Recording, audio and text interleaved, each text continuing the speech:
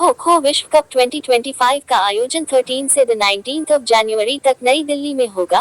केकेएफआई ने घोषणा की विश्व कप लोगो और टैगलाइन #The World Goes खो का त्यागराज स्टेडियम में मेगा इवेंट में खुलासा किया गया। नई दिल्ली, 16 अक्टूबर 2024। मिक्स पारंपरिक भारतीय खेलों के लिए एक ऐतिहासिक क्षण में नई दिल्ली के त्यागराज स्टेडियम में उत्साह का माहौल था, जब kho kho federation of India (केकेएफआई) ने पहली बार खो खो विश्व कप की तारीखों और लोगों का अनावरण किया। वैश्विक खेल परिदृश्य में प्रवेश करने के लिए तैयार टूर्नामेंट का उद्घाटन संस्करण 13 से 19 जनवरी 2025 के बीच नई दिल्ली में होगा। इस अभूतपूर्व टूर्नामेंट में भारत के प्रिय स्वदेशी खेल को वैश्विक मंच पर प्रदर्शित करने का वादा किया गया है। घोषणा समारोह में टीम महाराष्ट्र और शेष भारत के बीच एक शानदार प्रदर्शनी मैच दिखाया गया। मैच महाराष्ट्र के पक्ष में 26-24 से समाप्त हुआ, जिससे दर्शक अपनी सीटों से चिपके रहे। इसके बाद विश्व कप के आधिकारिक लोगो और टैगलाइन #The World Goes खो का नाटकीय ढंग से अनावरण किया गया। सैकड़ों युवा महत्वाकांक्षी एथलीटों और स्कूली छात्रों ने अपने खेल के सपनों की सुबह देखी, जिससे माहौल उत्साह से भर गया। इस प्राचीन भारतीय खेल को वास्तव में अंतर्राष्ट्रीय बनाने के लिए इस टूर्नामेंट में 24 देशों की प्रभावशाली लाइनअप होगी, जिसमें पुरुष और महिला दोनों टीमें विश्व वर्चस्व के लिए प्रतिस्पर्धा करेगी। चैंपियनशिप संरचना में प्रत्येक डिवीजन में 16 टीमें शामिल हैं, जो एक गहन लड़ाई के लिए मंच तैयार करती हैं। केकेएफआई के अध्यक्ष श्री सुधांशु मित्तल ने इस अवसर पर अपनी भावुक घोषणा के साथ इस पल की भावना को व्यक्त किया। खो खो हमारे देश की मिट्टी का खेल है, इसलिए हमें इस खेल को मैदान पर लाने पर बहुत गर्व है। महासंघ को बहुत बहुत धन्यवाद, जिसने ये सुनिश्चित करने के लिए कड़ी मेहनत की है कि खो खो एक अंतर्राष्ट्रीय खेल बन जाए। हमने सबसे पहले अल्टीमेट खो खो लीग के माध्यम से इस खेल को इसके प्रशंसकों तक पहुंचाया, और अब पहले खो खो विश्व कप के साथ इसे अगले चरण पर ले जाने का समय आ गया है। श्रीमती रक्षा निखिल खडसे, केंद्रीय युवा मामले और खेल राज्य मंत्री, ने इस कार्यक्रम में भाग लिया और कहा, महाभारत के समय से खो खो हमारे देश के इतिहास का हिस्सा रहा है। भारत सरकार कई स्वदेशी खेलों को बढ़ावा दे रही है, और 2025 में खो खो विश्व कप के उद्घाटन संस्करण की मेजबानी करना उसी दिशा में एक कदम है। विभिन्न क्षेत्रों, विशेष रूप से खेल विज्ञान में उनके प्रयासों के लिए केकेएफआई को बहुत बहुत बधाई, क्योंकि यह खेल के स्तर को एक और स्तर पर ले जाता है। हम 2025 में होने वाले पहले खो खो विश्व कप के आधिकारिक भागीदार बनने को लेकर उत्साहित हैं। यह आयोजन न केवल खो खो की गतिशील भावना को प्रदर्शित करने में एक महत्वपूर्ण कदम है, बल्कि इसे ओलंपिक और एशियाई खेलों में लाने की आकांक्षाओं के साथ वैश्विक मंच पर इसके समावेश को बढ़ावा देने में भी एक महत्वपूर्ण कदम है। जिस तरह ईजमाई ट्रिप यात्रा उद्योग में उत्कृष्टता के लिए प्रयास करता है, उसी तरह हम इस खेल की अंतर्राष्ट्रीय प्रमुखता की यात्रा का समर्थन करने के लिए प्रतिबद्ध हैं। ईजमाई ट्रिप के सीईओ और सह संस्थापक श्री निशांत पिट्टी ने कहा, यह ऐतिहासिक चैंपियनशिप खो खो के लिए एक बड़ी छलांग का प्रतिनिधित्व करती है, जो इसे एक प्रिय स्थानीय खेल से वैश्विक घटना में बदल देती है। भारत इस खेल क्रांति का नेतृत्व कर रहा है। 2025 का विश्व कप गति, रणनीति और खेल उत्कृष्टता का एक अविस्मरणीय उत्सव होने का वादा करता है। सुनील जी सभी तैयार हैं? ये तो सुबह से तैयार है। खो खो के प्लेयर हैं, हमेशा एनर्जी में रहते हैं।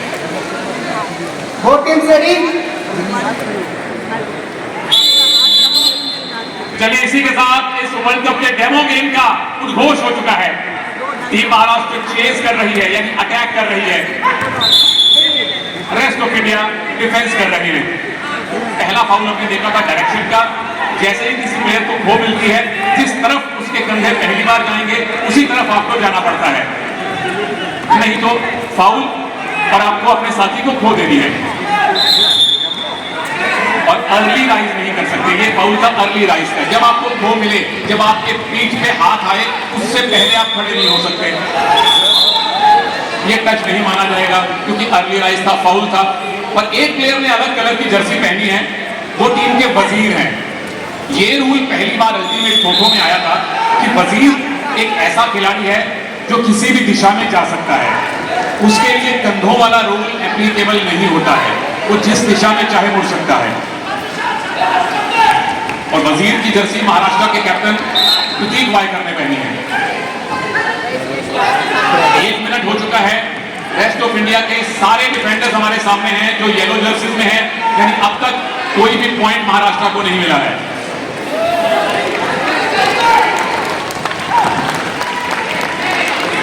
बेहतरीन डिफेंस कर रही है रेस्ट ऑफ इंडिया। ये वजीर है नंबर 11। बहुत शानदार डिफेंस किया गया है सुयश गरगटे की तरफ से, Jersey number 8 rest of India के। लेकिन जैसे ही 1.5 मिनट होना शुरू होता है, 2 मिनट के पास समय आता है, तो फिर थकान होती है। ये पहला point number 1 to number 1 Rahul ने सुयश को आउट किया है और महाराष्ट्र ने अपना खाता खोल लिया है इन 2 पॉइंट्स के साथ, एक सिंपल टच के साथ। और जो हमारे मित्र अल्टीमेट खो को फॉलो करते हैं उन्हें, और दूसरा टच भी कामयाब। विशाल ने गजानन श्रींगल को बाहर फेंका है। तो एक ही डिफेंडर अब पहले मैच में बाकी है, जो है नंबर 13 शुभम यादव।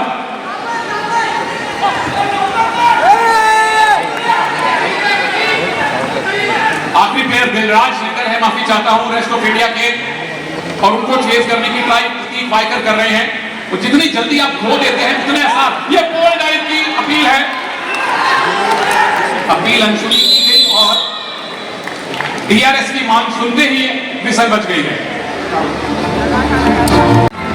चलिए, रेस्ट ऑफ इंडिया के सामने लक्ष्य है 28 पॉइंट्स का, और बड़ी क्विक खो दी गई थी। आप हाथ से नहीं, पैर से भी खो दे सकते हैं। ये देखिए, पैर से पैर टकराया और आपने विरोधी डिफेंडर्स को परेशान किया। कई बार डमी खो दी जाती है, आपने इशारा किया लेकिन खो नहीं दी। तो ये सारी की सारी चीजें इस खेल का हिस्सा है। द माइंड गेम्स, एजिलिटी तो है ही, स्पोर्ट्स मैकेनिक्स तो है ही।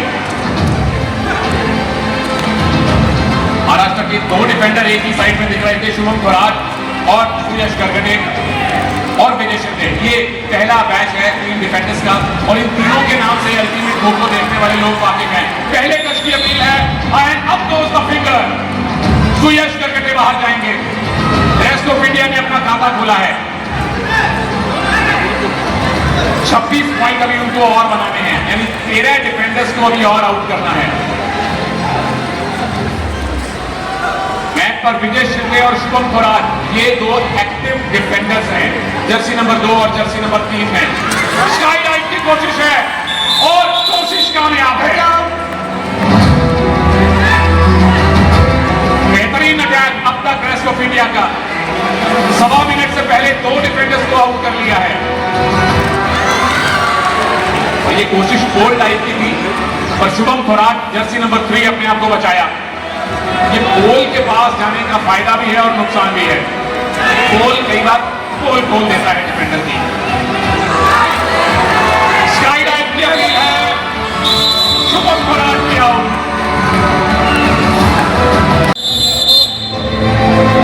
मैच नंबर 4 है ये महाराष्ट्र का, आखिरी मैच है। नंबर 9 में अनिकेत है।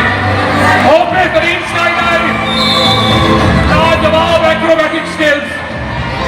अनिकेत वापस जा चुके हैं। 4 प्लेयर्स और आउट करने हैं रेस्ट ऑफ इंडिया को ये मैच जीतने के लिए। सौरभ खड़गे इस समय अटैक पर है। सौरभ खड़गे के ऊपर भी स्काई डाइव है। 26-22 स्कोर, आधा मिनट बाकी। 3 प्लेयर्स को भी और आउट करना है रेस्ट ऑफ इंडिया को।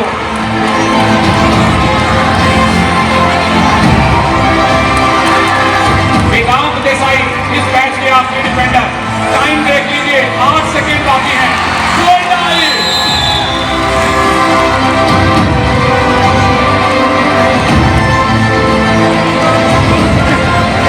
और वेदांत ने DRS दिया। EBM tag, defender review. Defender is saying not out, attacker is saying out. Please review.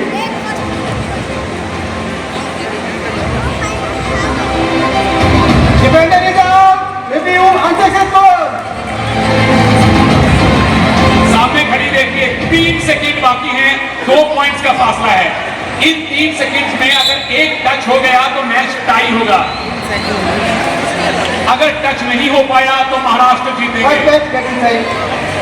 और 3 सेकंड में 2 टच है तो असंभव के बराबर, लेकिन लेकिन अगर वो कर लिए तो रेस्ट ऑफ इंडिया की टीम जीत जाएगी। पहला मैच दोबारा से आ चुका है महाराष्ट्र का, सिर्फ 3 सेकंड आपने काटने हैं।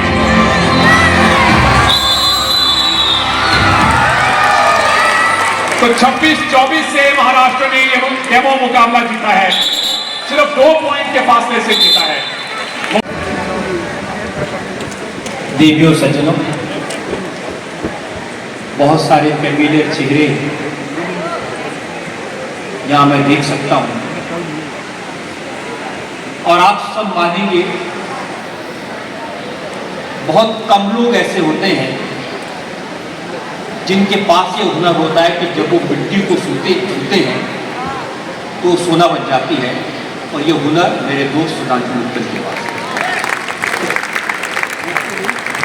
बहुत कम लोग होते हैं जिनमें इतनी हिम्मत होती है कि देश की मिट्टी की खुशबू को पूरी दुनिया में फैला दें, और ये काम उन्होंने करके दिखाया है।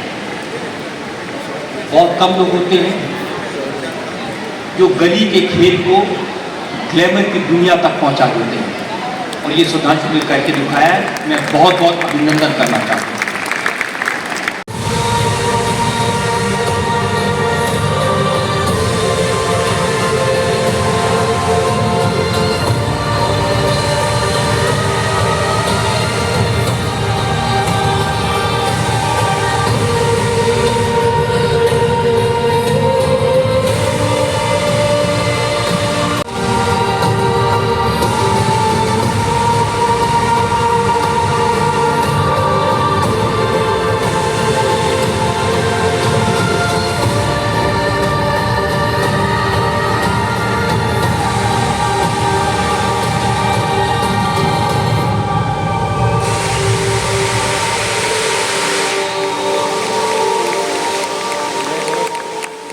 Hashtag the world goes score. From Africa, Ghana, Kenya, South Africa, Uganda. From Asia, Bangladesh, Bhutan. India is the host country, Indonesia, Iran, Malaysia, Nepal, Pakistan, South Korea, Sri Lanka. From Europe, England, Germany, Netherlands, Poland. From South America, Canada, United States of America, Brazil, Peru, and Australia, New Zealand.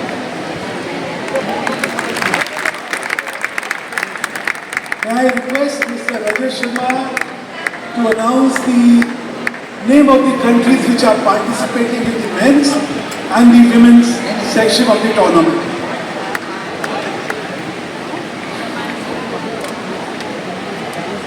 Men's, Ghana, Kenya, South Africa, Bangladesh, India, Indonesia, Malaysia, Nepal, Pakistan, South Korea, England, Netherlands, Canada, USA, Brazil, and Australia.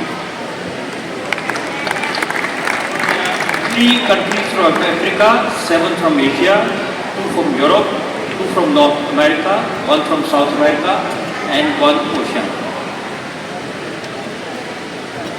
Women's section, the countries participating: Kenya, South Africa, Uganda, Bhutan, India, Iran, Malaysia, Nepal, Pakistan, South Korea, Sri Lanka, England, Germany, Poland, Peru, and New Zealand. So from Africa there are 3, from Asia there are 8, from Europe there are 3, South America 1, Oceania 1, 16. रोको यार यहाँ से जाने वालों को। Indonesians, the Nepalis, the Bhutanese, the Sri Lankans are good. So all these nations will make it a very, very competitive tournament, and some excellent results will be seen. Matches. Some of the countries that you've spoken about, there are some diplomatic issues. Do you think that can be taken care of when we talk about the tournament? I think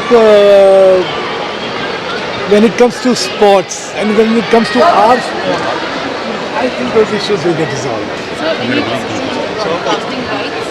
We have we're going to be live on television for all the matches. We are in advanced stage of negotiations with major broadcasters, and very soon we shall be announcing it.